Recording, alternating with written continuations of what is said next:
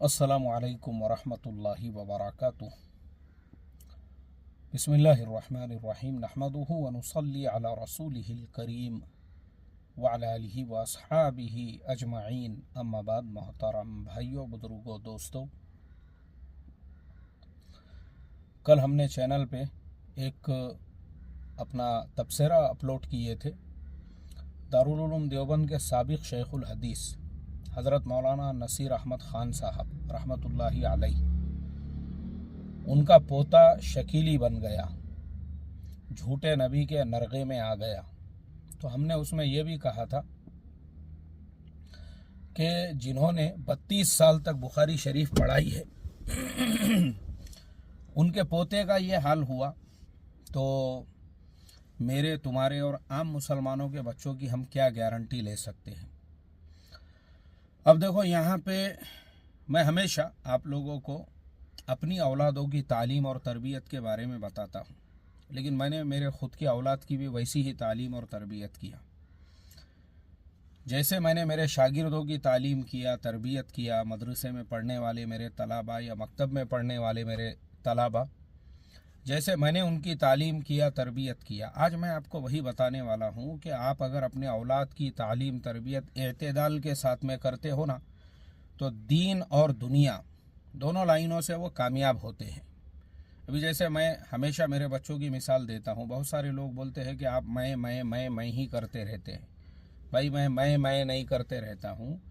असल तुम समझते नहीं हो मेरी बात को। मैं आपको उसमें ये सबक देता हूँ कि देखो, अगर आप कुरान और हदीस, अल्लाह के नबी सल्लल्लाहु अलैहि वसल्लम के मनहज को, उनके तरीक़े को समझोगे ना, और उस रास्ते पे चलोगे। यानी मैं मेरी मिसाल इसीलिए देता हूँ क्योंकि मैं हर मामले के अंदर सबसे पहले कुरान करीम की आयत को और उसके बाद अल्लाह के नबी सल्लल्लाहु अलैहि वसल्लम की सुन्नत को सामने रखता हूँ। और अगर उन दोनों जगहों में मुझे वो बात वाज़े नहीं होती तो फिर उसको मैं सहाबा इकराम रिज़वानुल्लाहि ताला अलैहिम अजमईन की ज़िंदगी में देखता हूँ, फिर आखिरी नंबर पे अपने असलाफ़ की ज़िंदगी पे आता हूँ। लेकिन आम लोगों का, आप लोगों का, जो सुनने वाले हैं, जिनकी औलादें परेशान हैं या जो खुद औलादों से परेशान हैं या जो औलाद के रोज़गार के लिए परेशान है या औलाद की दीनदारी के लिए परेशान है, हम उल्टा चलते हैं। हम सबसे पहले असलाफ़ की ज़िंदगियों को सामने रखते हैं और हम अपने बच्चों को ये सोचते हैं, मैं मेरे बेटे को ऐसा बुज़ुर्ग के जैसा बनाऊंगा। ये बुज़ुर्ग का बयान सुन के मैं मुतासिर हो गया, तो अब मैं चाहता हूँ कि मेरा बेटा भी। तो इसीलिए क्या हो गया है, हमारे जो नौजवान बच्चे हैं 17-18 साल के, वो भी पीर बन गए हैं। आज 19-20 साल के, इतनी बुजुर्गी आ गई है उनके अंदर, आप देखेंगे बस वो बात करने को तैयार नहीं है, जवाब देने को बराबर से तैयार, क्योंकि ऐसे बुजुर्गी में डूबे हुए हैं वो खुद अपने आप को कुछ बुजुर्ग, कुछ अकाबिर, क्योंकि माँ बाप ने वैसी ही तालीम की, तरबियत की। उल्टा चलते हैं हम, पहले असलाफ वाले तरीक़े पे, मन घड़त किस्से, मन घड़त कहानियाँ। हमारे बच्चे को बचपन से हम जो है उस बच्चे को जब जिस माहौल में लेकर जाते हैं ना, तो वो यही समझता है कि भाई यही जो मुझे नज़र आ रहा है ओरिजिनल इस्लाम यही है। वो कुरान से दूर हो जाता है, वो हदीस से दूर होकर फिर इस तरह से गुमराह होता है। मैंने वैसा नहीं किया, वही मैं आपको बता रहा हूँ। मेरे बच्चों की मिसाल इसलिए देता हूँ क्योंकि मैंने सबसे पहले कुरान को सामने रखा। भाई, कुरान करीम में अल्लाह ताला ने हमको क्या हुक्म दिया है औलाद की तालीम और तरबियत के बारे में। तो हज़रत याकूब अलैहिस्सलातु वस्सलाम का वाक़िया मिलता है। उन्होंने अपनी औलाद से अपने मरने से पहले पूछा, मा ताबुदूना मिन बादी। कुरान करीम में पहले पारे के आखिरी वरक़ पर, यानी सेकंड लास्ट सफ़हे पर आपको यह आयत मिलेंगी सूरतुल बकरा में, मा ताबुदूना मिन बादी। बच्चों को जमा किया, आपके भी 12 बच्चे थे, सारे बेटों को जो है जमा करके कहा, मा ताबुदूना मिन बादी, मेरे बाद किसकी इबादत करोगे। अब नबी के बेटे थे, उनमें हज़रत यूसुफ अलैहिस्सलातु वस्सलाम भी थे। कहा, कालू नअबुदु इलाहका व इलाहा आबाइका इब्राहीम व इस्माईला व इसहाका इलाहन वाहिदा व नहनु लहू मुस्लिमून। अब्बा जान, आपको टेंशन आपको क्या लगता है आपके दुनिया से जाने के बाद में हम बुत परस्त बन जाएंगे, कब्र परस्त बन जाएंगे, हम जो है आतिश परस्त? नहीं, ऐसा नहीं होगा। औलाद ने जब हज़रत याकूब अलैहिस्सलाम से कहा, अरे अब्बा जान, आप जिनकी परस्तिश करते हो, इबादत करते हो अल्लाह तबारक व ताला की, हम भी अल्लाह तबारक व ताला की ही इबादत करेंगे। आपके परवरदिगार और आपके बाप दादाओं के परवरदिगार हज़रत इलाह का व इलाह आबाई का इब्राहिम व इस्माइल व इसहाक़ इलाह वाहिदा, जो एक अल्लाह तबारक व ताला है, एक माबूद है। और हमने इस चीज़ को कबूल भी किया। मुसलमान का मतलब होता है कबूल करने वाला, एक्सेप्ट करने वाला, तस्लीम करने वाला, मानने वाला। हमने मान लिया इस बात को कि हम एक ही अल्लाह तबारक व ताला की, एक ही माबूद की इबादत करेंगे, परस्तिश करेंगे, जिनकी आपने हज़रत इब्राहिम अलैहिस्सलाम ने, हज़रत इसहाक़, हज़रत इस्माइल अलैहिस्सलातु वस्सलाम ने जिनकी इबादत की। अब देखो, ये है कुरान का दर्स। अब हम लोग जो है ना, तो अपनी औलाद की तालीम तरबियत में शिर्क को भूल जाते हैं। मैंने क्या कहा, हम उल्टी शुरुआत करते हैं। असलाफ अब वो पीर साहब को ही खुदा समझ रहा है। हम अपने मजलिसों में जहाँ हम जाके आ गए किसी पीर साहब की खानकाह में, घर के अंदर जो है 6 महीने तक बस वही तस्करा, बच्चे के दिल में अल्लाह रसूल की अजमत नहीं बैठ रही, वो पीर की बड़ाइयाँ बयान कर रहे हो। तुम जो है अल्लाह के रास्ते में वक्त लगा के आ गए, 6-7 महीने आने के बाद में तुम जो है ये हज़रत हुआ, हज़रत के बाद दूसरे हज़रत, फिर तीसरे हज़रत, घर में यही तस्करे चल रहे हैं। और बच्चों को लग रहा है भाई अल्लाह से नहीं जुड़ना है, असल जुड़ना तो ये लोगों से है। उल्टी गंगा बह रही है। अब मैंने मेरे बच्चों को तबलीग में भी भेजा, यानी मकतब में जब मैंने पढ़ाया मेरे बच्चों का, जैसे मेरे आम दूसरे जो मेरे शागिर्द हैं, आज भी मेरे शागिर्द मेरे घर पे आते हैं, मेरे शागिर्द ही मेरे हर काम संभालते हैं जिन्होंने मकतब में मेरे पास पढ़े। अभी ये मेरी गाड़ी है, तो मैंने मेरे ही एक शागिर्द से कहा जो मकतब में मेरे पास पढ़ता था, मैं बोला भाई मुझे ड्राइविंग आती नहीं है, लेकिन मुझे कहीं भी सफ़र करना है, तू मेरे साथ में रहना। बोले ठीक है।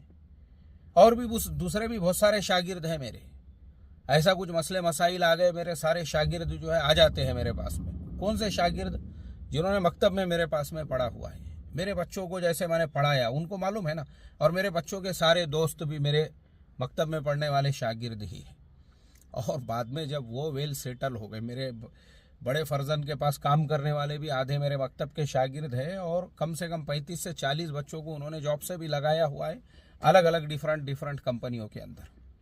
तो मैंने जैसे मेरे शागिर्दों को 2-2 पारे हिफ्ज कराया था, मेरे बच्चों को भी मैंने वैसे ही कराया। इमामत की प्रैक्टिस, किस तरह से इमामत करना है, नमाज कैसे पढ़ाना है, नमाज जनाजा कैसे पढ़ाना है, मय्यत को गुस्ल, ये जो बेसिक इस्लाम है, ये मैंने मेरे कम से कम 1000 से ज़्यादा शागिर्दों को सिखाया।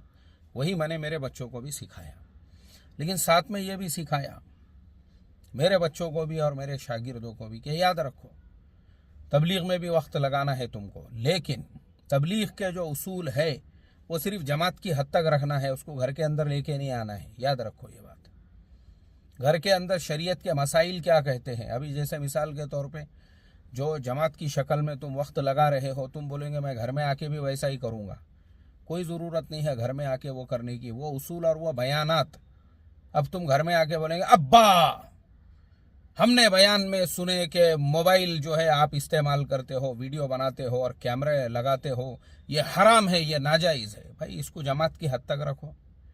जब तुम चिल्ले 4 महीने में जा रहे हो ना, मोबाइल अपना बंद करो, वो लेके भी मत जाओ। जो उसूल है उस पर अमल करो ना, वो उसूल को वहीं तक रखो। लेकिन यहाँ पे अब हम मसले पे अमल करेंगे कि मोबाइल के अंदर हम जो कैमरा इस्तेमाल कर रहे हैं, ये जो कैमरे के अंदर तस्वीर नज़र आती है, भाई ये डॉट्स है, डॉट्स। ये एक सॉफ्टवेयर है, ये कोई ऐसी जमी हुई जमूद वाली तस्वीर नहीं है ये, बल्कि ये डॉट्स है, एक सॉफ्टवेयर है। ये तस्वीर के हुक्म में नहीं आएगा। तो हम यहाँ पे उन मुफ्तियान के फतवे पे अमल करेंगे। कुरान हदीस एतदाल रखो, ये मैंने मेरी औलाद को सिखाया। फिर मैंने क्या कहा, मैंने कहा कि मशवरे में भी जाओ, हफ्तेवारी इस्तेसाब करो, लेकिन कपड़े जो है ना, जो तुम्हारा दिल बोले, जीन्स पैंट पहनने का है जीन्स पहनो, टी शर्ट पहनो। अब तबलीग का जो लिबास है, जैसे कुर्ता पैजामा उसके अंदर पहना जाता है, ना ये सुन्नत लिबास है और ना ही ये तबलीग का कोई जो है वो है यूनिफॉर्म है। ये कि तुम बोलोगे कि मैं भी जो है ऊंचा पैजामा पहनूंगा, लंबा जुब्बा पहनूंगा, कोई ज़रूरत नहीं है। मैंने खुद मना किया मेरे बच्चों को।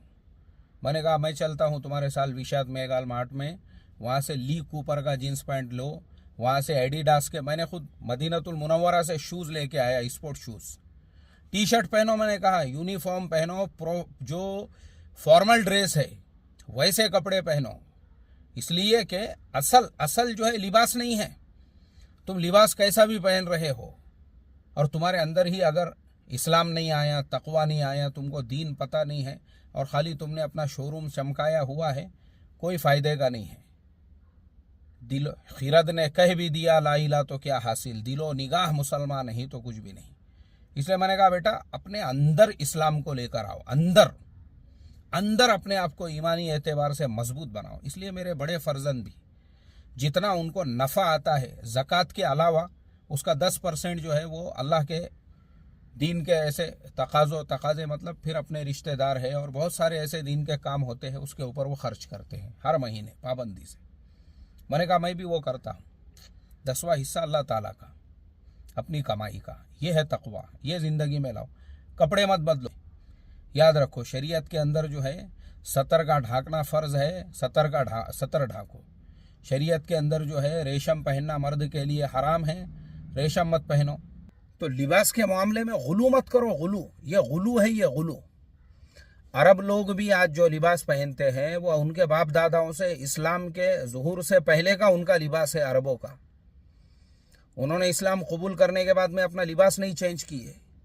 हमारे यहाँ पे मसला यही है, भले मुआमलात में इस्लाम आओ या मत आओ, भले कारोबार में इस्लाम आओ या मत आओ, भले मुआशरत में घर में इस्लाम आओ या मत आओ, हम ये समझते हैं कि मैंने भारतीय कुर्ता पैजामा पहन लिया तो बस अब मुझे जो है तकवे का लेबल लग गया।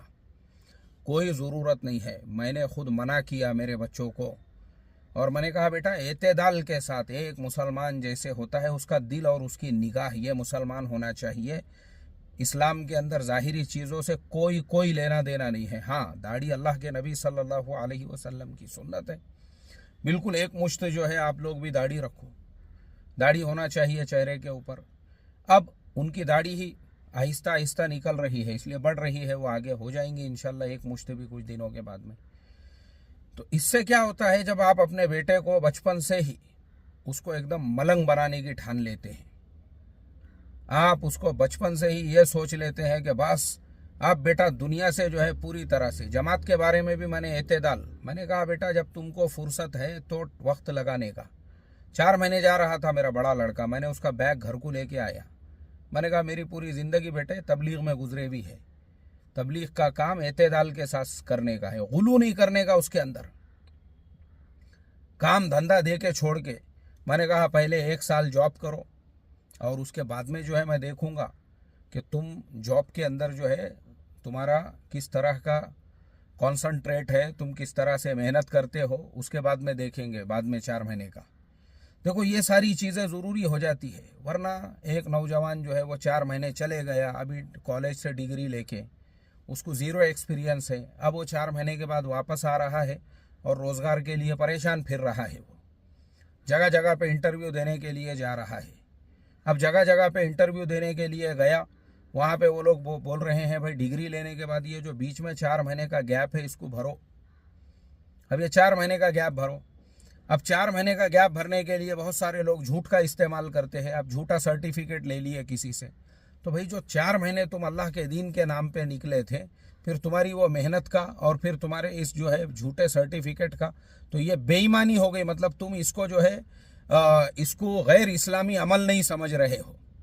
जहाँ तुम दीन की मेहनत को जो है ना उसको ये समझ रहे हो कि ये फ़र्ज़ है, ये वाजिब है हमारे लिए और ये निकलना अपने लिए ज़रूरी है, वहीं पे जो है बेईमानी करने को या झूठा सर्टिफिकेट जोड़कर जो है अपनी जॉब को कंटिन्यू करने को आप जो है गैर इस्लामी नहीं समझ रहे हो। क्यों? ये नाजायज़ नहीं है। मना किसने किया? तो मेरे बच्चों के दोनों के 3-3 चिल्ले लगे हुए हैं, लेकिन मैंने कहा एतदाल के साथ में, और किसी की कोई बड़ाई नहीं, अल्लाह रसूल के अलावा किसी से मुतासिर नहीं होने का। जो मैंने पहले बताया ना, वो सारे बयानात, वो सारी तकरीरें उसको घर के बाहर ही रखने का या तबलीग के उसूलों में ही इस्तेमाल करने का। जब तुम तबलीग का काम कर रहे हो या दीन की कोई भी मेहनत, तो इससे आदमी जो है ना वो एतदाल पे रहता है। अब मैं आज मेरे बच्चों को देखता हूँ दीन दुनिया दोनों एतबार से। मेरे छोटे फर्जंद भी, उन्होंने तो ख़ुद का चैनल शुरू किए और मैं पूरे गारंटी के आज अल्लाह की ज़ात पे भरोसा करके यह बात कहता हूँ, कोई शकीली रहन दो, अकीली रहन दो, कोई रफ़ीकी रहन दो, शफ़ीकी रहन दो, कोई भी रहने दो, वो अगर उसके साथ में इन मसाइल पे मुनाजरा भी करे, उसको समझाए या उसको जो है उसको कन्वेंस करने की कोशिश करे, वो तो बहुत दूर की बात है, वो मुनाजरा तक कर सकता है और ये चीज़ साबित कर सकता है इस्लाम की हक्कानियत को, अल्लाह के नबी सल्लल्लाहु अलैहि वसल्लम की ख़त्म नबूवत को। क्यों? लिबास भले उन्होंने पैंट शर्ट पहना हुआ है, टी शर्ट पहनी हुई है एतेदाल के साथ, लेकिन जिस चीज़ को मजबूत बनाने का था वो हमने मजबूत बनाई। सामने वाले से मुतासिर नहीं होने का, वो कोई भी रहने दो, कितना भी बड़ा तुर्रम खा रहने दो, ये जो चीज़ें रहती ना, ये मायने रखती है। हम एतेदाल से लेके नहीं चलते औलादों को, बचपन से ही हमारे दिलो दिमाग में जो चीज़ें होती है ना, बाद में वो बच्चा जो है ना, वो ज़हनी तौर पर जो है उसका कॉन्फिडेंस लेवल एकदम डाउन हो गया हुआ होता है, परेशान होता है, फिर वो अपने ज़िंदगी में अपने पैरों पे ना दीनी एतबार से ना रोज़गार के एतबार से खड़े हो पाता है। एक ज़माना लग जाता है उसको, क्योंकि वो बेचारा जो है वो खौल से, वो कुएं से बाहर ही नहीं निकल पाता। जैसे मैं हमेशा मेरे एक उस्ताद मोहतरम की मिसाल देता हूँ, जिनकी उम्र अभी 60 साल है। मैं एक दिन उनकी मुलाकात के लिए गया तो कहने लगे, बोले मैं एमए अरबी कर रहा हूँ। मैंने कहा माशाअल्लाह बहुत अच्छा कर रहे हैं। बड़े अफसोस के साथ में उन्होंने कहा कि हम ये सब चीज़ों को पहले हराम और नाजायज़ समझते थे, यही चीज़ों में हमने ज़िंदगी लगा दी है। बोले आज मुझे अफसोस होता है कि यही काम अगर मैं आज से 40 साल पहले, जब मेरी उम्र 20 साल थी और मैं मदरसे से फारिग हुआ था, तभी कर लेता तो आज मेरे ज़िंदगी का नक्शा कुछ और होता था। ये बात बोले मेरे को आज 60 साल की उम्र में समझ में आ रही है। क्यों?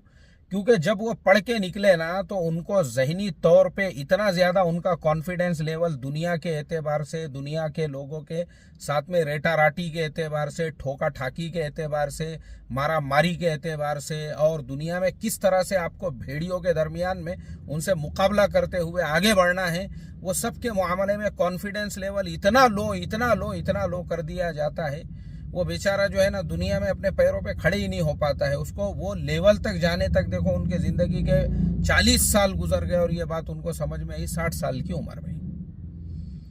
तो इसके लिए मैं बस इतना ही कहना चाहूँगा आप सब लोगों से कि देखो अल्लाह ताला के वास्ते आप सब लोग भी जो है अपनी औलाद की ऐसी तालीम करो, तरबियत एतेदाल के साथ। एतेदाल रहेगा तो वो इंशाअल्लाह सिरात मुस्तकीम पे मजबूती के साथ में कायम रहेंगे। अभी मेरे फर्जंद आ गए हैं, हमको निकलना है एक तरफ, तो मैं लेता हूँ आप सभी लोगों से इजाज़त। अस्सलामु अलैकुम व रहमतुल्लाहि व बरकातहू।